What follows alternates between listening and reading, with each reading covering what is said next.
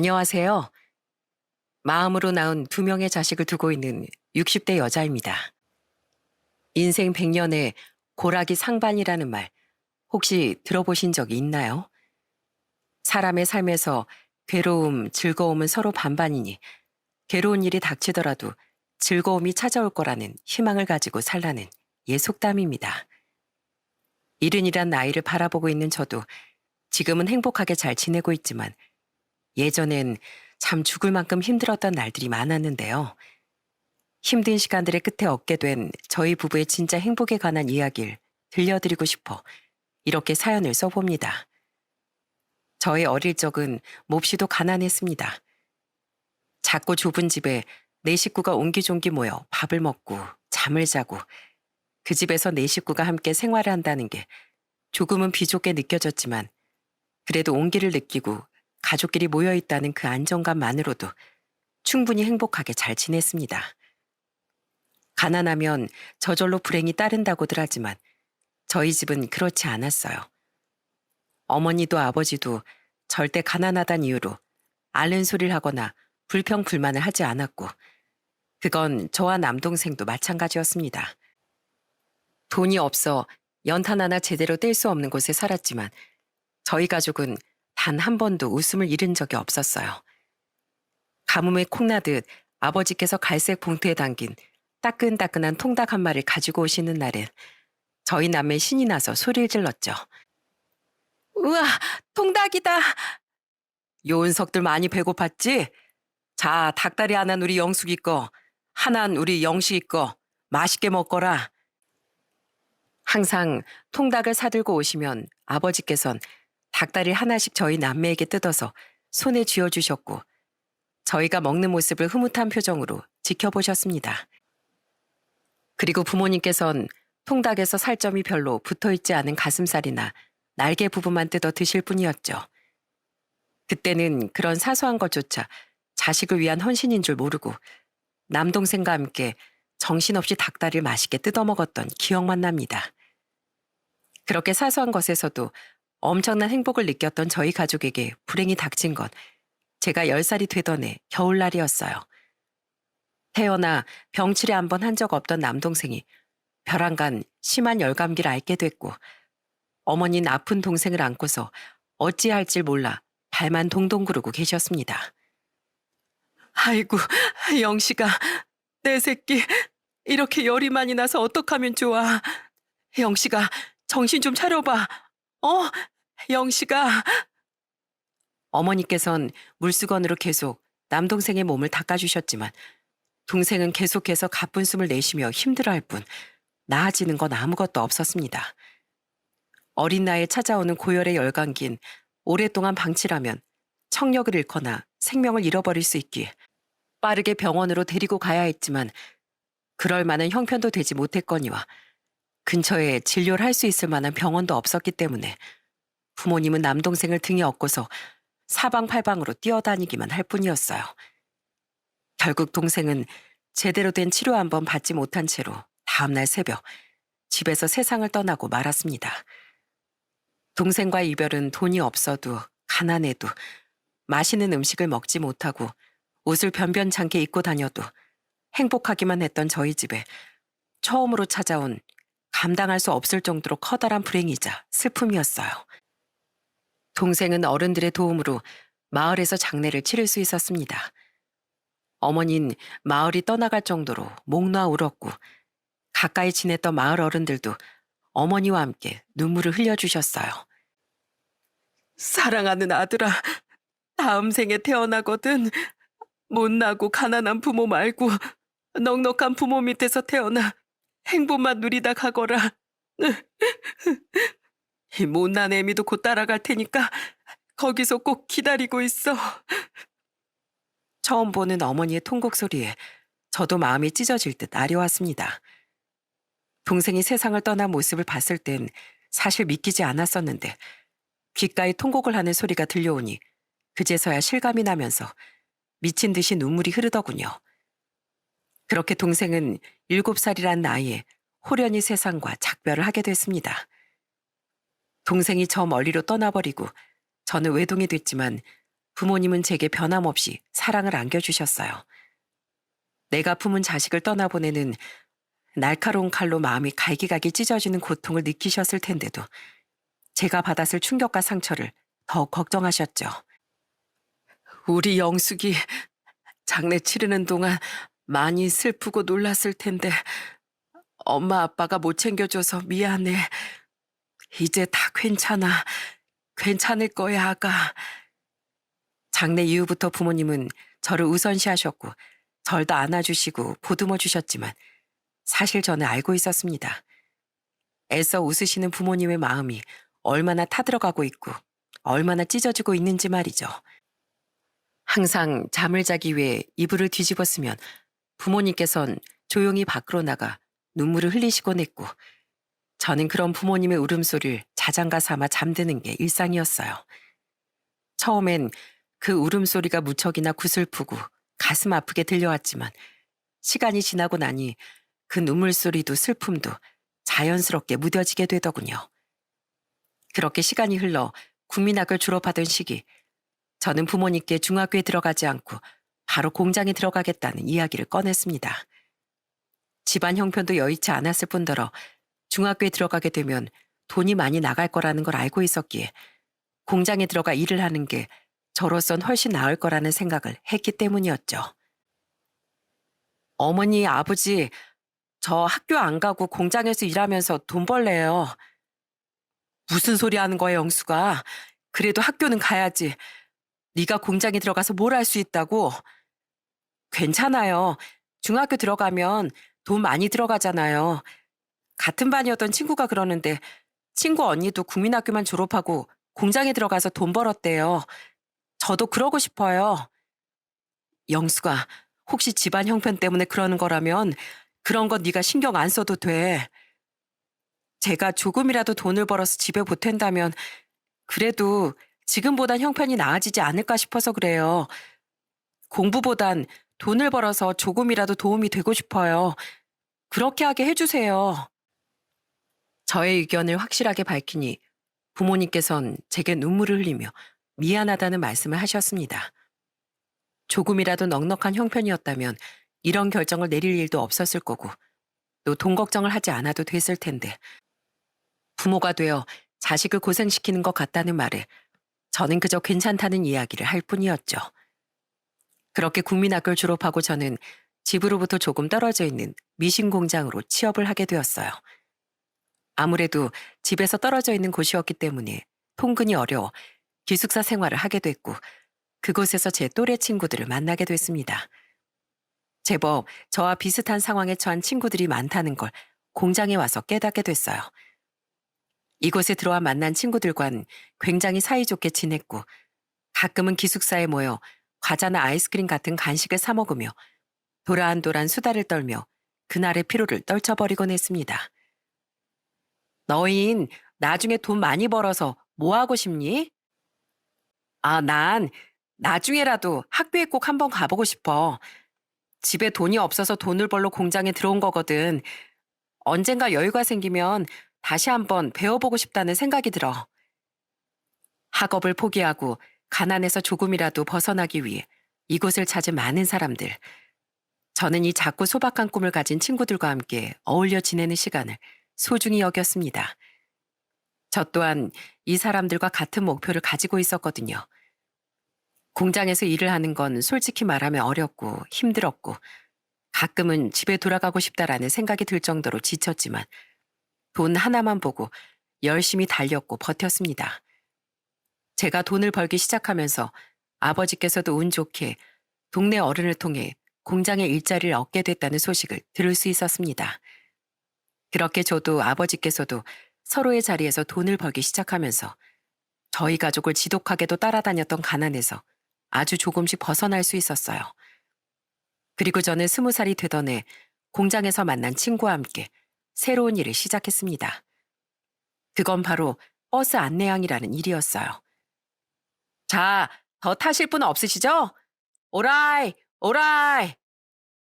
버스를 타는 승객들에게 하차할 곳을 안내하고 버스 요금을 받고 버스의 출입문을 열고 닫는 일을 하는 버스 안내양 일은 상상 이상으로 힘들었습니다. 회사에서 마련해준 기숙사에서 지내야 했고 무엇보다 외출할 시간이 거의 없을 정도로 오랜 시간 동안 일을 하는 직업이었어요. 퇴근을 하고 나면 잠을 자고 눈을 뜨면 또 출근을 하고 이런 하루의 반복이었죠. 그래도 하나 좋았던 건 집에다가 돈을 보내고 나면 나머지 금액은 저축을 할 수 있다는 점이었습니다. 이런 부분을 제외하면 사실 직업의 장점이라고는 없는 것에 가까웠어요. 아이고, 예쁘게도 생겼네.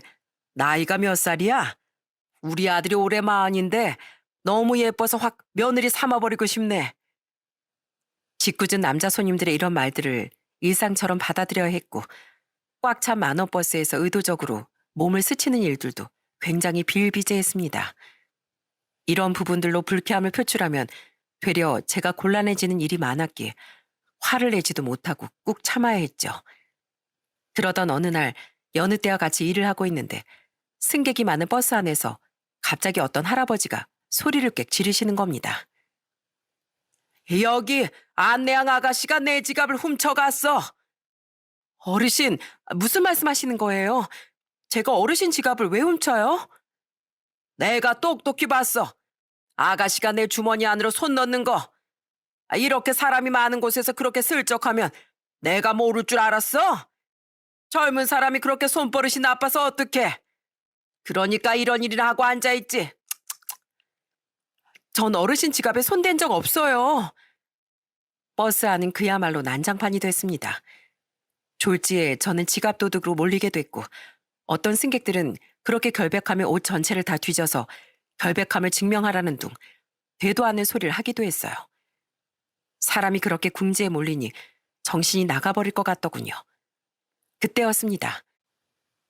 할아버지, 지갑 발밑에 있는 것 같은데요. 뭐? 아이, 그럴 리가 없어. 분명히 이 아가씨가 손대는걸. 이 아가씨랑 할아버지는 애초에 떨어져 있었는데 어떻게 주머니 있는 지갑에 손을 댈 수가 있었겠어요? 말이 안 되잖아요. 빨리 발밑에 보세요. 제 옆에 서 있던 젊은 남자의 말대로 제가 가져갔다고 주장하던 지갑은 할아버지 옆에 떨어져 있더라고요. 할아버진 당황한 채로 지갑을 주우시며 이게 왜 여기 있지? 하여튼 이렇게 사람이 많은 버스는 타는 게 아니라니까. 이런 말만 내뱉으면서 궁시렁거리기만 했습니다. 그리고선 제게 사과 한마디 없이 그냥 확 내려버리더군요. 버스 안의 승객들은 온갖 소란을 일으켜놓고선 후다닥 도망을 가버린 할아버지를 향해 온갖 비난을 다 쏟았고 저는 곤란한 상황에 처한 제게 도움을 준 그 남자에게 짧은 감사 인사를 전했습니다. 아니에요. 괜히 생사람 잡으시길래 그냥 보기 좀 그래서 나섰는데 잘 나섰다 싶네요. 버스 안에서 절 도와준 이 남자가 바로 지금의 제 남편이랍니다.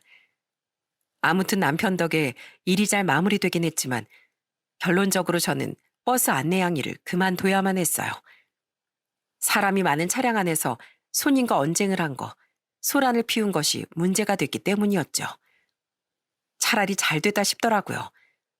하루 온종일 스트레스를 받으며 일을 할 바에야 돈을 번다고 하더라도 다른 곳에서 일을 하자 싶었어요. 그렇게 회사 얘기를 하고 나오는 길에 우연히 다시 남편을 마주하게 됐습니다. 여기서 또 뵙네요. 지금 일하는 시간 아니에요? 일 그만뒀어요.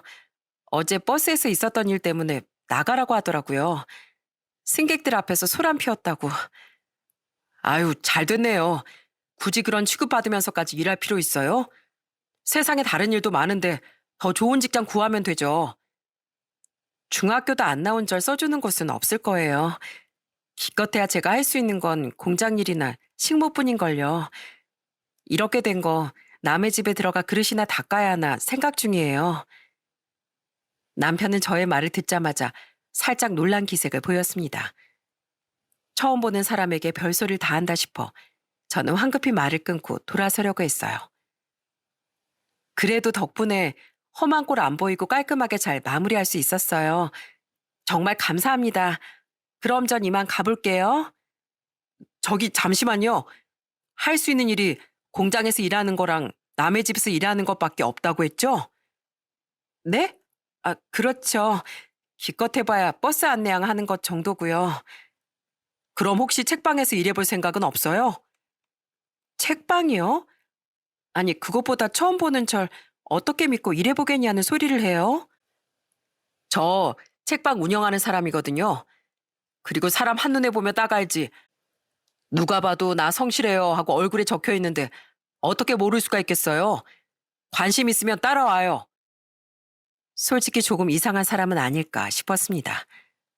버스에서 곤란에 처한 절 도와준 건 참 고마웠지만 처음 보는 사람을 향해 덥석 일을 해보지 않겠냐고 물어보는 게 신기하기도 했고 대체 뭘 믿고 이런 이야기를 하는 걸까 싶은 생각도 들고 그래도 한번 믿어보자 싶은 마음에 저는 버스를 타고서 그를 따라 향했습니다.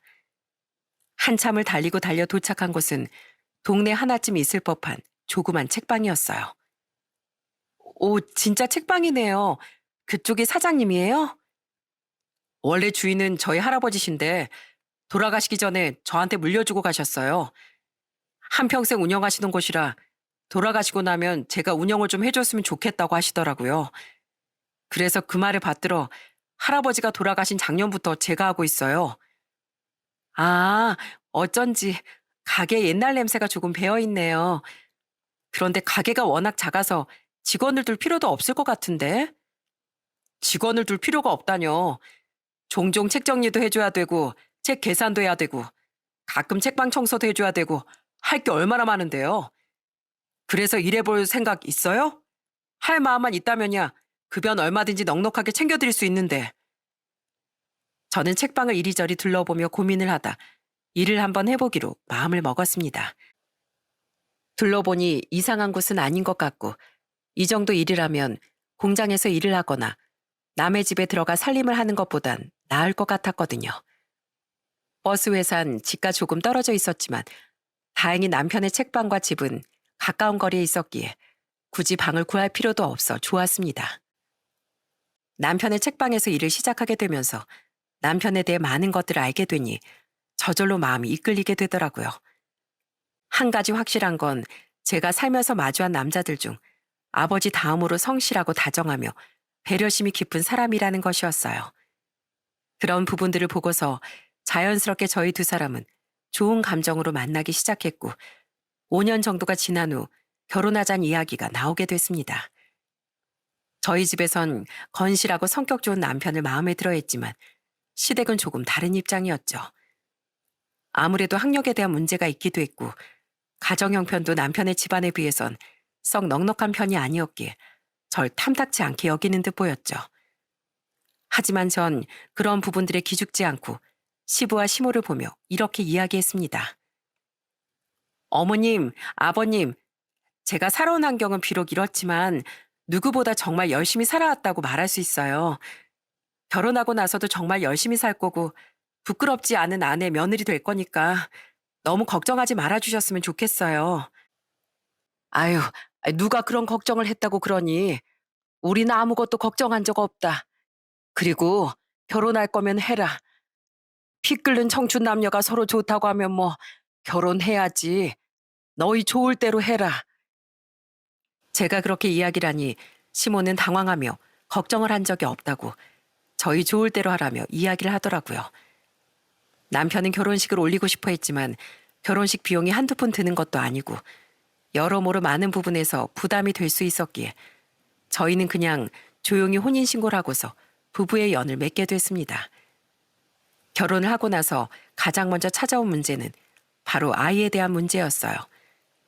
저희 집에선 아무런 말도 하지 않았지만 유독 시모가 아이에 대해 굉장히 간섭을 많이 하더라고요.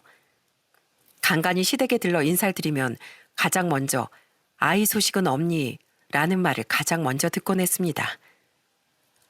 어머니, 올 때마다 그렇게 말하시면 생기려던 애도 도망가겠어요.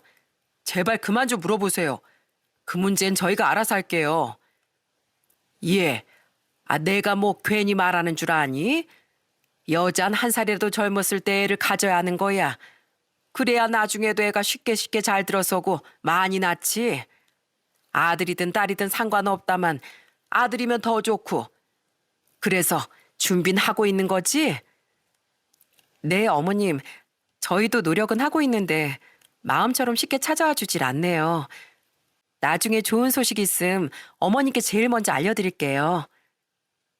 제가 이렇게 이야기를 하면 시모는 언제나 입을 앞으로 대빨 내밀고선 제가 들리지 않을 정도로 궁시렁거리곤 했습니다. 하지만 어쩔 수 없는 일이었어요.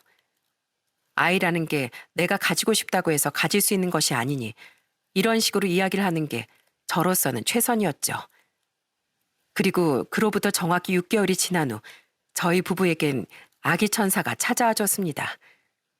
아니나 다를까 시모는 그 소식을 듣자마자 기쁨에 겨운 목소리로 이렇게 말을 하더군요. 아이고, 어쩐지 요즘 꿈자리가 좋더라니. 내가 항상 물 떠놓고 삼신할미한테 기도했다. 우리 며느리가 떡두꺼비 같은 아들 낳게 해주세요 하고, 안 그래도 엊그제 강가에서 커다란 장을 잡는 꿈을 꿨는데 그게 아무래도 태몽이었나 보다. 삼신할미가 내 정성에 감동받아서 너희한테 아이를 내려주신 게 분명하다. 분명해. 그리고 제가 아이를 가지고 나니 시모의 태도도 묘하게 달라졌습니다. 항상 시댁에 가면 설거지를 같이 하자, 같이 음식을 좀 만들자 하며 앉을 틈도 안 주던 시모였는데 제가 조금이라도 움직일라 치면 귀한 아들 떨어지면 안 되니 가만히 앉아 있으라고 오바스럽게 말을 하거나 보양식을 끓여주는 등 저를 마치 상전처럼 대하기 시작했어요. 시모의 그런 행동이 좀 부담스럽긴 했지만 그래도 이렇게 해주는 게 아이를 가진 상태에서도 구박을 하면서 집안일을 시키는 것보다 100배 낫다고 생각하며 시모의 태도에 적응을 해 나갔습니다. 그렇게 아이는 뱃속에서 문제없이 무럭무럭 자랐고 점점 배가 불러오던 어느 날이었어요. 그때가 딱 7개월째 되던 때였는데 갑자기 이상하리만치 배가 너무 아파오는 겁니다. 여보, 나 지금 배가 너무 아파. 뭐? 배가 어떻게 아픈데? 모르겠어. 너무 아파. 배가 왜 이러지? 가볍게 찾아왔던 복통이 점점 찢어질 듯한 통증으로 변해갔고 온몸에 식은땀이 흐르는 기분이 드는 걸 마지막으로 제 기억은 끊어졌습니다. 그리고 한참의 시간이 지나 눈을 떴을 때 눈앞에 가장 먼저 보였던 건 제 손을 꼭 잡고 있는 남편의 모습이었어요. 여보, 이제 좀 정신이 들어? 근데 나 왜 이러고 있는 거야? 여긴 어딘데? 남편은 여기가 어딘지, 왜 내가 여기서 이러고 있는 건지 궁금해하는 저를 보며 어쩔 줄 몰라 하는 표정을 짓다 힘겹게 제게 이야기를 꺼냈습니다. 7달 만에 태어난 아이를 칠삭둥이라고 합니다. 저는 7달 만에 예정된 시간보다 훨씬 일찍 아이를 낳게 되었고 아무런 준비 없이 세상을 마주하게 된 아인 울음 한번 제대로 내어보지도 못한 채 그렇게 세상을 떠나게 된 것이었죠. 그럼 우리 애기 태어나서 한번 울어보지도 못하고 엄마한테 한번 안겨보지도 못하고 그렇게 허무하게 떠난 거야? 미안해 여보. 내가 해줄 수 있는 게 아무것도 없어서 미안해. 저는 온종일 패닉 상태에 빠져 있었습니다. 그리고 남편이 친정에 연락을 한 건지 친정 부모님께선 병원으로 미역국을 들고 달려오셨고 제게 조촐하게나마 상을 차려주시며 이렇게 말씀하셨어요. 그 아인 인연이 아니었나 보다 하고 생각해라. 나중에 다시 좋은 년이다. 아이가 찾아와 주겠지. 자 어서 먹어. 조금이라도 밀어 넣어야 기운을 차린다. 내 새끼 제대로 한번 안아보지도 못했는데 무슨 미역국을 먹어. 내가 내 몸 관리만 좀 더 잘했어도 이렇게 떠나는 일은 없었을 텐데. 사람 생사에 누구 때문이란 말이 어딨어. 네 잘못 아닌 거 여기 있는 모든 사람들이 다 알고 있으니까 울지 말고 어여 밥 먹어. 이러다 너까지 쓰러지겠어. 엄마 말 들어 얼른. 저는 끝까지 어머니가 밀어 넣어주시는 밥을 먹지 않으려고 했지만 어머니는 또 끝까지 먹여주셨고 미역국을 먹으면서 친정 부모님도 저도 남편도 그 자리에서 한참을 울었습니다. 하지만 떠난 아이에게 미련을 가지고 있으면 좋은 곳으로 가지 못한다는 이야기가 있어 너무 아프고 힘들지만 이번 생에 연이 닿지 못한 아이를 가슴속에 고이 묻어주기로 마음을 굳게 먹었습니다. 시부와 시모는 제가 입원해 있는 동안 제게 괜찮냐는 말 한마디 전하지 않은 채 남편에게 전화로 악담을 퍼붓기만 했고, 남편은 저 대신 시부모에게 화를 내면서 앞으로 명절이고 뭐고 며느리 볼 생각조차 하지 말라며 단단히 으름장을 놓았다고 하더라고요. 그래도 이런 순간에 제 편을 들어주는 남편이 참 든든하다고 생각했습니다. 그렇게 잊을 수 없는 아픔을 겨우 추스른 채 저희는 다시 일상으로 돌아왔어요.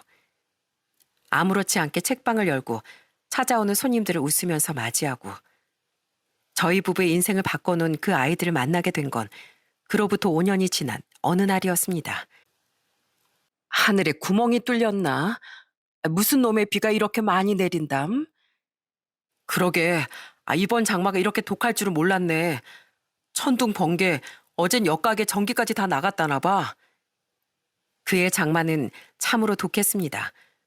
물난린 기본이었고 비가 계속해서 내렸으며 천둥 번개가 쳐서 정전까지 일어날 정도였죠. 그날 아침 저희도 혹시나 가게 물이 들어올까 발걸음을 서두르던 중이었습니다.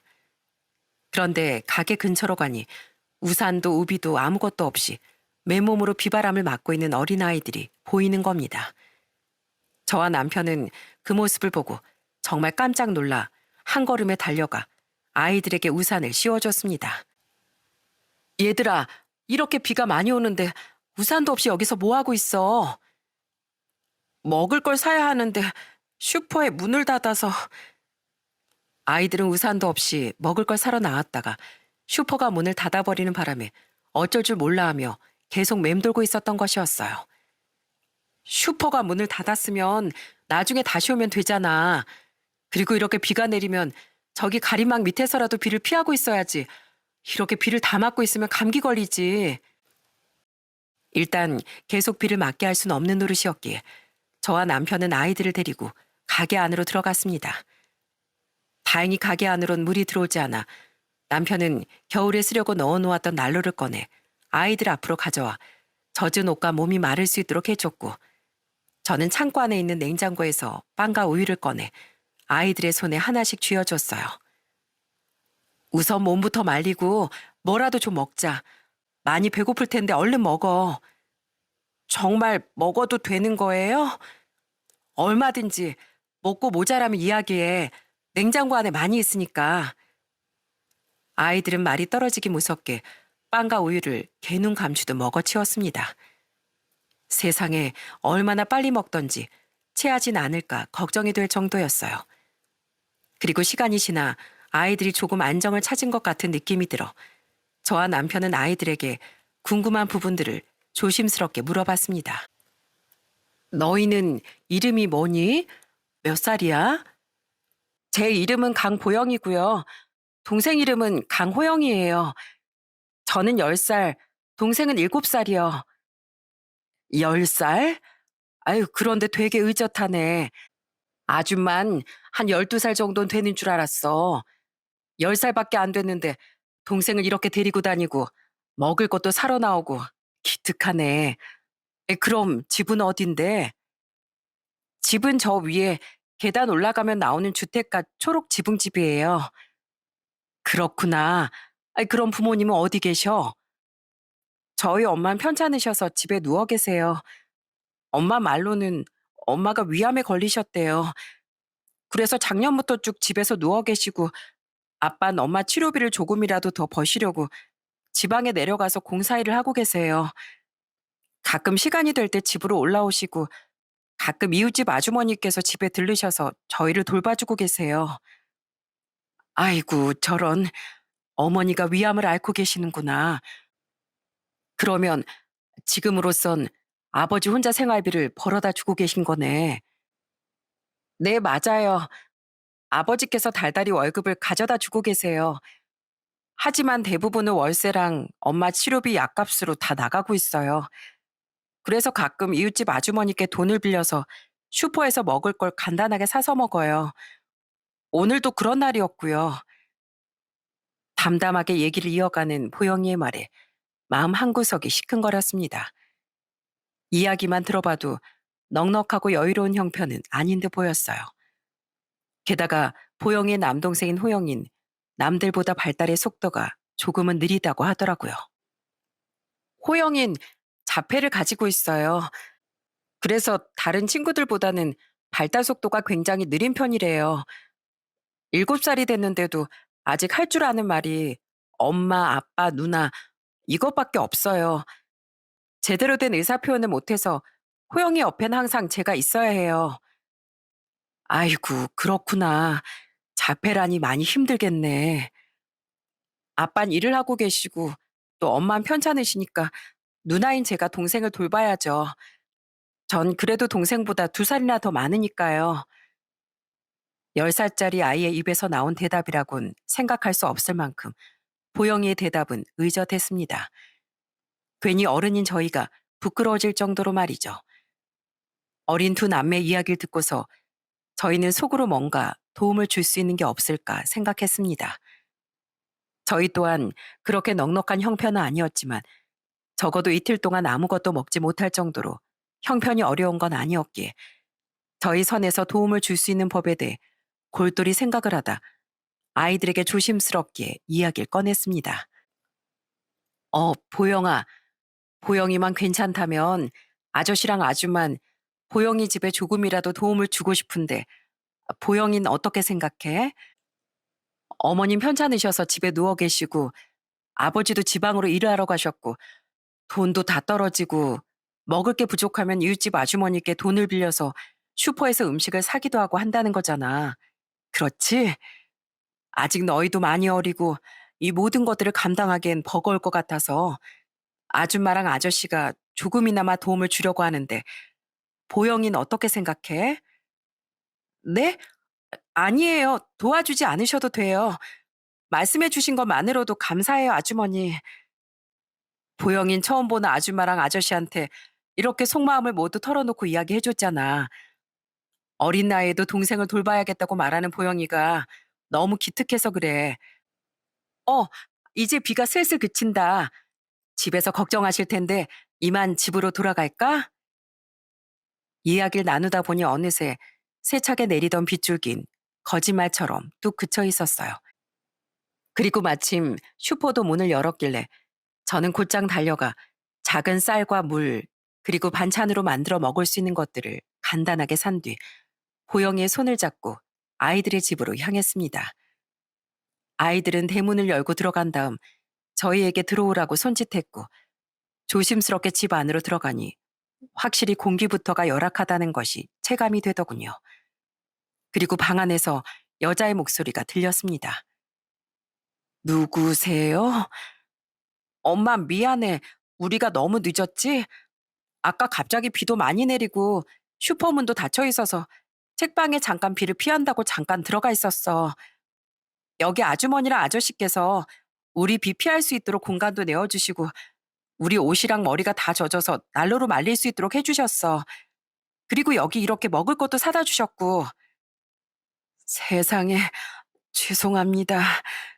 저희 애들이 본의 아니게 민폐를 끼치게 됐네요. 아유, 민폐라뇨. 그런 말씀 마세요. 애들이 어린데도 너무 똑부러지고 야무져서 시간 가는 줄 모르고 얘기하고 있었네요.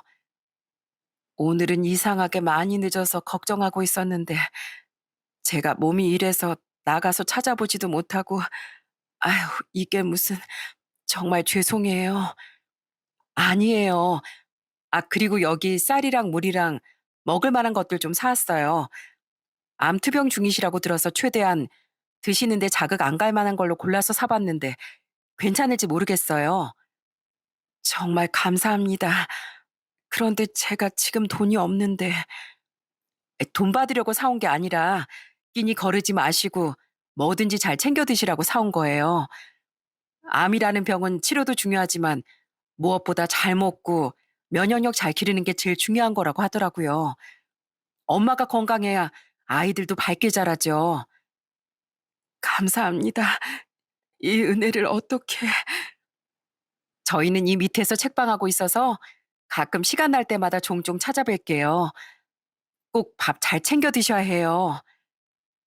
그날 이후부터 저희 부부는 아이들이 사는 집으로 찾아가 먹을 것과 생필품을 챙겨 들고 찾아갔고, 다 떨어진 옷을 입고 다니는 아이들을 위해 옷을 사주기도 하고, 또 말이 느린 동생 호영이를 위해 책을 몇 권 사다 주기도 했습니다. 보영아, 말이 느린 아이들한텐 책을 자주 읽어주는 게 좋대. 보영이가 동화책을 자주 읽어주면 아마 호영이가 조금 더 빨리 말을 배울 수 있을 거야. 우와, 진짜요? 그럼 자기 전에 보영이가 호영이한테 한 권씩 읽어줘. 그러면 많은 도움이 될 거야. 그렇게 저희 부부는 할 수 있는 최선을 다해서 아이들을 성심성의껏 도왔습니다. 일주일에 서너 번 이상은 집으로 찾아가 들여다보고 빨래나 설거지를 해주기도 했으며, 밥통이 비어 있으면 밥을 해주고 나오기도 했어요. 그 모습을 본 아이의 엄만 항상 제 손을 잡고 눈물을 흘리며 이렇게 말했습니다. 정말 감사합니다. 두 분한테 어떻게 감사하다는 말씀을 드려야 할지 모르겠어요. 생파 모르는 남을 이렇게 돕는다는 게 절대로 쉬운 일이 아닌데 어떻게 이런 은혜를. 저희한테 감사 인사를 할 필요는 없어요. 정 하고 싶으시다면 딱 하나, 지금보다 더 건강해지세요. 아이들이 기댈 곳은 부모라는 그늘 하나뿐이잖아요. 그러니까 아프지 말고 건강해져야죠. 그리고 보영이랑 호영이가 저희 아이 같아서 도움을 준 거기도 해요. 저희 아이는 세상 빛도 제대로 보기 전에 세상을 떠났거든요. 아마 살아있었다면 보영이, 호영이랑 비슷한 나이대였을 거예요. 그렇게 생각하니까 그냥 지나칠 수가 없더라고요. 제 말을 들은 아이 엄만 두 손으로 눈물을 꾹 훔치며 이렇게 대답했어요. 저 꼭 건강해질게요. 밥도 잘 챙겨 먹고 치료도 잘 받아서 제 몸 안에 자리 잡은 암덩어리를 확 이겨낼 수 있게끔 열심히 노력할게요. 지금 같은 마음가짐이라면 충분히 이겨낼 수 있을 거예요. 힘들어도 아자아자 파이팅! 옆에서 응원할게요. 그렇게 사소한 도움을 주면서 지낸 지 1년이 지난 어느 날, 아이의 가족들이 저희 책방으로 모두 찾아왔습니다. 그곳엔 처음 만나는 아이의 아버지도 함께 있었어요. 그리고 아이의 아빠는 제게 허리를 꾸벅 숙여 인사하며 이렇게 얘기를 꺼냈습니다. 아주머니, 저희가 이사를 가게 돼서 마지막으로 감사했다고 인사드리러 찾아왔어요. 이사를 간다고요? 어디로요? 미국에 계신 형님께서 제 아내가 위암에 걸렸다는 걸 뒤늦게 알게 되셨어요. 그랬더니 미국으로 와서 치료받는 게 어떠냐고 하시더라고요. 미국의 치료는 한국이랑 조금 달라서 어쩌면 지금보다 더 치료가 잘 될 수도 있을 거라면서요. 그래서 마지막 지푸라기라도 잡는 심정으로다 형님 댁으로 가기로 했습니다. 죄송해요. 갑자기 이렇게 말씀드리게 돼서. 죄송하긴요. 오히려 잘 된 거죠. 미국으로 가선 부디 치료가 더 잘 들었으면 좋겠네요. 꼭 건강해지길 바라고 있을게요. 그동안 제 아내랑 저희 아이들 잘 돌봐주셨다고 들었습니다. 진작에 제가 찾아뵙고 감사하다는 말씀을 드렸어야 했는데 이제야 인사드리게 되어서 죄송합니다. 이건 그동안 저희 아이들 잘 보살펴 주신 값으로 드리는 겁니다. 받아주세요. 아이 아버진 하얀 봉투 하나를 저희 부부에게 내밀었고, 저희 부부는 절대 그 봉투를 받지 않겠다며 끝까지 밀어냈습니다. 이 돈 받은 셈 칠 테니까 꼭 미국으로 가서도 지금처럼 치료 열심히 받아요. 그리고 나중에 병을 완벽하게 무찌르거든 한국으로 와서 다시 만나요. 알겠죠? 그동안 정말 감사했습니다. 아저씨, 아주머니. 나중에 한국으로 오게 되면 꼭 제일 먼저 찾아뵐게요. 그렇게 건강해지길 바라는 마음과 행복하길 바라는 마음을 가득 담아 작별 인사를 건네고서 보영이네 가족들과 작별하게 됐습니다. 그로부터 25년이라는 세월이 속절없이 흘렀어요. 느리기만 했던 세월은 참 빠르게도 흘러가더라고요. 그리고 정신을 차려보니 어느새 거울 속의 저희 부부는 흰머리가 새하얗게 샌 노인이 되어 있더군요. 그 세월 동안 참 많은 일들이 있었습니다. 제게 자식을 잡아먹었다고 말한 시부모의 이별과 긴 시간 동안 고생을 해온 친정 부모님과의 이별, 그리고 눈에 띄게 달라진 주변 환경까지. 그리고 주변의 건물들이 노후화가 되고 동네 사람들도 하나둘 떠나게 됨에 따라 저희 가게가 들어선 곳은 재개발 대상 지역이 됐습니다. 추억이 많이 묻어있는 이곳을 이제 떠나야 할 시기가 오게 된 것이었죠. 남편과 전 천천히 박스 안에 책을 정리하면서 대화를 나눴어요. 열정만 넘쳤던 젊은 청춘부터 시작해서 지금까지 있었던 거면 우리 참 오래도 있었다. 이 가게도 나이가 많이 들어서 아마 이제 쉬고 싶을 게야. 그러니까 말이야. 세월이 참 많이 흐르긴 했지. 우린 절대로 안 늙을 줄 알았는데 이렇게 흰머리도 나고 주름살도 생기고. 그나저나 당신 미국으로 떠난 아이들 기억해? 그 아이들 잘 지내고 있으려나? 아, 그래. 아이, 그 아이들이 있었지. 떨어져 있던 시간 동안 연락도 한 통 안 하고 어떻게 사는지도 모르고 지금쯤 다들 어른이 되어 있겠구만 그래. 잘 지내고 있을런지 원. 길고 길었던 25년이라는 세월 동안 그 아이들은 단 한 번도 연락을 하거나 찾아오지 않았습니다. 가끔 궁금하기도 했고 괜히 서운한 마음도 들었지만 사람은 원래 저마다의 삶을 살아가기 바쁘다는 걸 알고 있었기에 어딘가에서 잘 살아가고 있을 거라 생각했어요.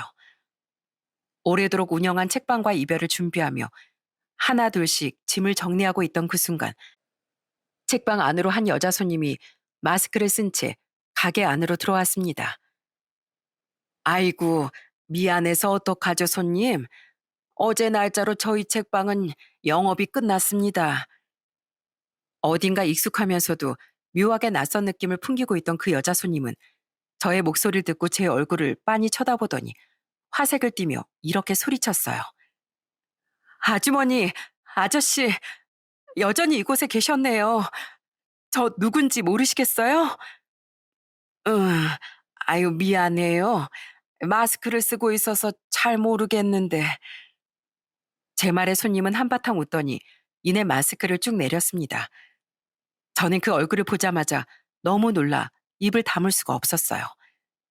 제가 입을 틀어막고 놀란 표정을 지어 보이니 그 여자 손님은 자기가 누군지에 대해 이야기했습니다.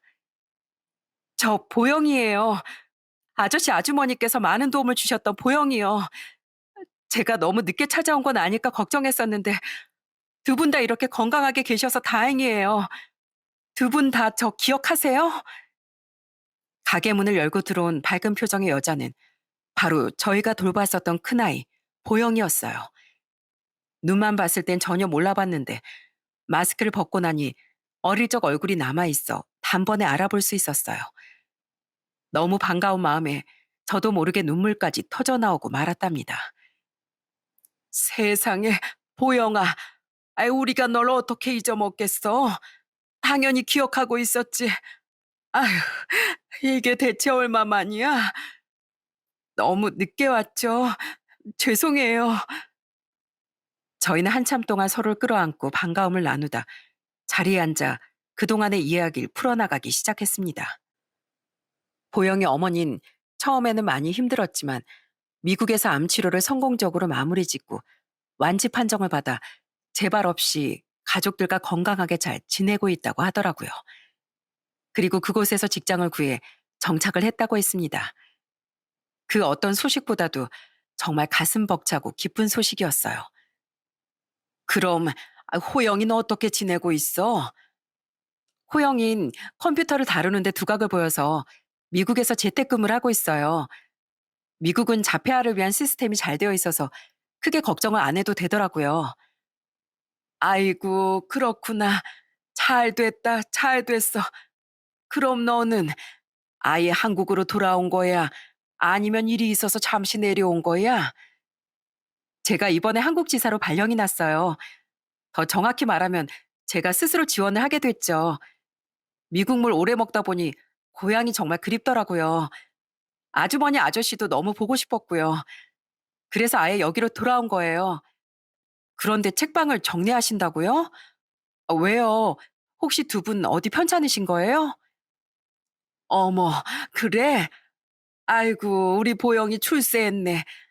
아프기는 무슨. 우리처럼 건강한 사람들이 어디 있다고. 그냥 세월이 흐르니 자연스럽게 정리를 하게 된 거지. 주변에 사람도 줄고 건물도 노후화가 심하게 됐고. 그렇구나. 보영인 저희의 이야기를 듣더니 한동안 고민하는 듯한 표정을 지었습니다. 그리고선 제 손을 잡으며 이렇게 물어보더라고요. 아저씨, 아주머니, 책방 정리하는 거 아쉽지 않으세요?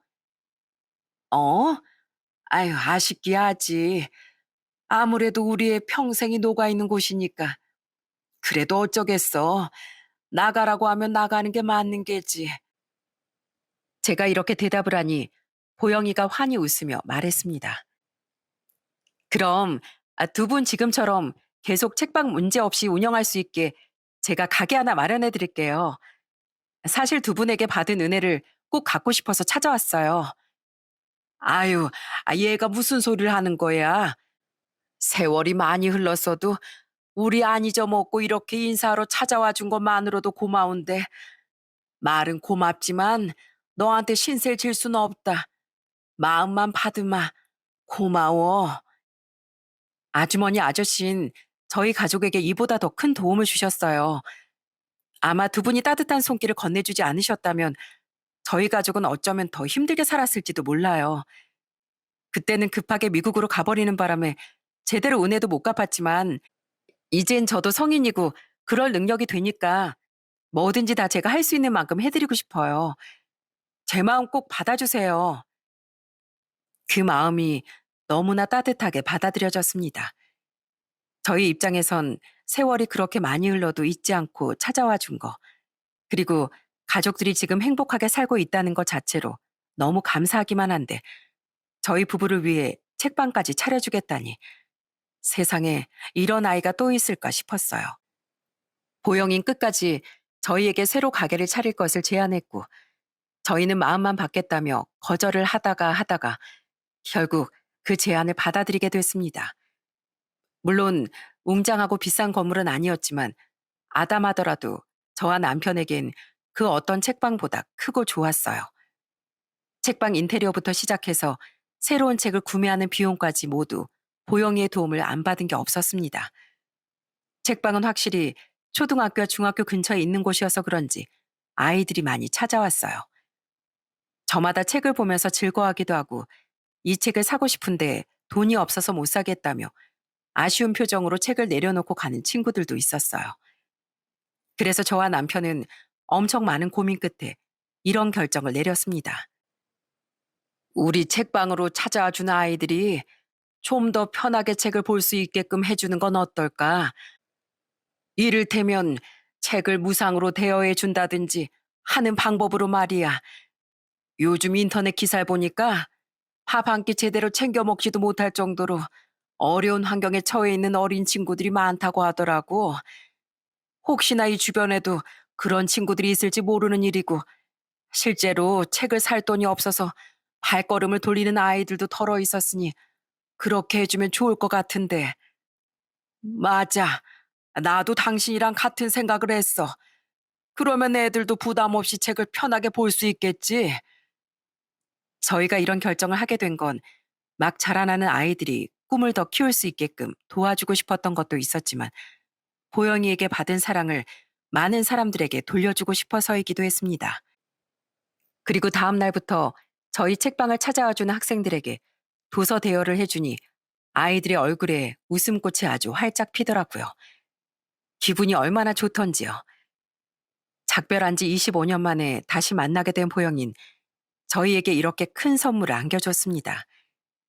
미국으로 돌아가지 않고 쭉 한국에서 살게 되었기에 종종 책방으로 찾아와 책을 읽거나 사고 가기도 하고 때로는 마감 시간까지 기다렸다가 저녁을 사주겠다며 친딸처럼 팔짱을 끼고서는 맛있는 걸 먹으러 가기도 한답니다. 그리고 그토록 그리워했던 보영이의 가족들도 최근에 한국으로 놀러 왔는데요. 보영이 엄마를 보자마자 저는 너무 기쁘고 벅찬 마음이 들어 꼭 끌어안았습니다. 보영이 아빠도 마찬가지였죠. 미국으로 떠나보낸 후 제발 이 가족들을 건강하게 다시 만나게 해주세요. 하고 빌었었는데 이렇게 다시 만나니 정말 행복하더군요. 그리고 보영이의 동생인 호영이와도 인사를 했습니다. 호영아, 예전에 누나랑 같이 책방에서 빵이랑 우유 먹고 누나가 동화책도 다 읽어주고 그랬었잖아. 우릴 도와주신 분들이신데 기억나? 기억나요. 안녕하세요. 안녕하세요. 아이고, 예전에 말도 잘 못했었는데 이제 말도 잘하네. 그래, 호영아, 어서 와라. 반갑다, 반가워. 보영인 한국에 정착하면서 여러 군데 많이 가봤지만 보영인의 가족은 그렇지 못했기에 저희 부부는 보영인의 가족과 함께 서울에서 유명한 곳을 돌아다니며 한국 음식도 먹여주고 또 영화도 좋아한다는 말에 최근에 개봉한 재미있는 영화를 보고 오기도 했습니다. 나중에 귀국을 하던 날 보영이 엄만 제 손을 꼭 잡고 이렇게 이야기했어요. 두 분 덕분에 저희 가족이 다시 행복하게 잘 지낼 수 있었던 것 같아요. 그 힘든 시절에 저희에게 찾아와 주셔서 진심으로 감사해요. 감사하긴 뭘요. 저희야말로 보영이한테 받은 것들이 많아서 그저 감사하고 또 감사하면서 살고 있는 걸요.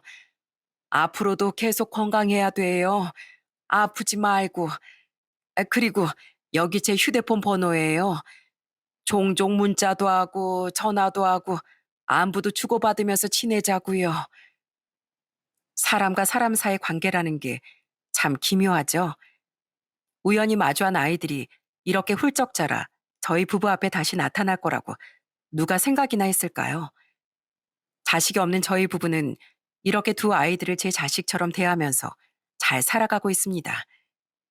그리고 보영이의 가족들도 종종 연락을 하면서 마치 가족처럼 좋은 관계를 유지하며 잘 지내고 있어요. 여러분, 제 사연 어떠셨나요? 제가 이렇게 사연을 보낸 이유는 내게 찾아온 작은 인연 하나도 지나치지 말고 소중히 하자는 마음을 담아 이렇게 사연을 보내게 됐습니다. 군더더기 없이 잘 자라준 우리 아이들에게 감사하고 구독자분들께서 앞으로 저희와 보영이네 가족들을 진심으로 응원해 주길 바라는 마음을 전하며 이만 사연을 마무리하려고 합니다. 제 이야기를 들어주신 분들 모두 앞으로의 삶이 행복하시기만을 바랍니다. 감사합니다.